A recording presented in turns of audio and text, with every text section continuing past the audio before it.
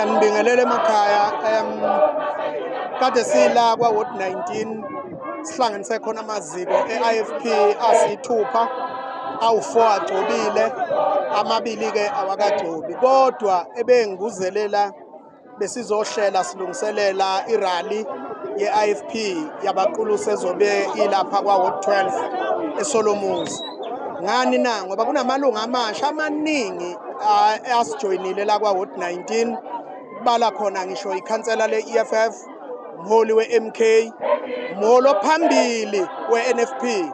So ke silungiselela ukuyobemukela kodwa sivumelana ukuthi asikwazi ukuqhamuka sesibemukela eralini enkulu singabemukele ko-comrade bakwa-19 ngoba kade behuzulana nabo bebhekene ngeziqu zamehlo. Sithokozile ke kakhulu nibonile nani iy'nkumbi zabantu kade zila zizomukelwa kodwa futhi sisazobemukela ke ngokusemthethweni ngomhla ka-2. Kodwa futhi okunye kade ngizokukhuluma la bengizotshala ubunye eqenjini le-IFP ngoba uma kuza amalunga amasha abanye abantu bayaphenika kade bekhona bengabemukeli.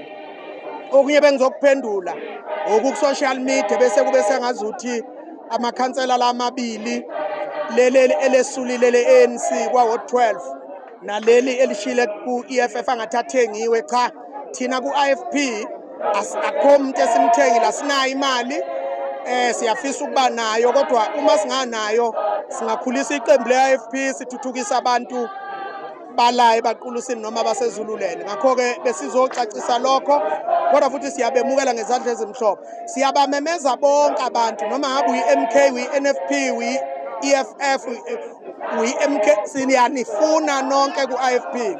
Sifuna wonke umuntu lapha ezululand abe yi-IFP. Sizophuma lowo mkhankaso nje, sizohlala phansi nabo, siyababonisa ubuhle be-IFP, siyababonisa ukuthi babaluleke kanjani eqenjini le-IFP.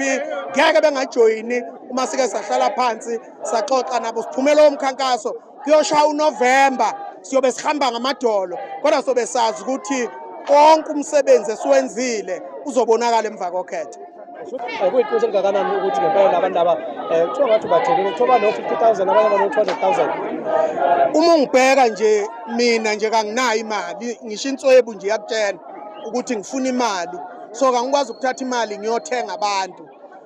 Kodwa ngifuna ukukucacisa ukuthi akulona iqiniso, asikwazi ukubathenga abantu. Nawo lamakhansela aresign-ile, alikho ikhansela esekuthiwa selijoyine i-IFP.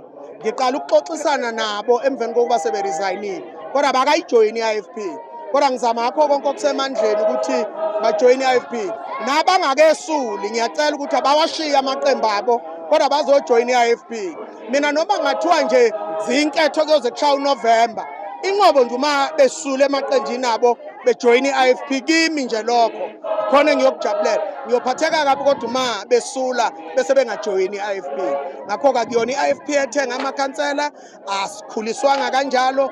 Thina kwathiwa nje asikhulume kahle nabantu, sizibeke kahle kubantu ukuze abantu basijoyine, bajoyine iqembu lomntwana okwaphinda angene esifuna likhule libe ingangey'ntaba.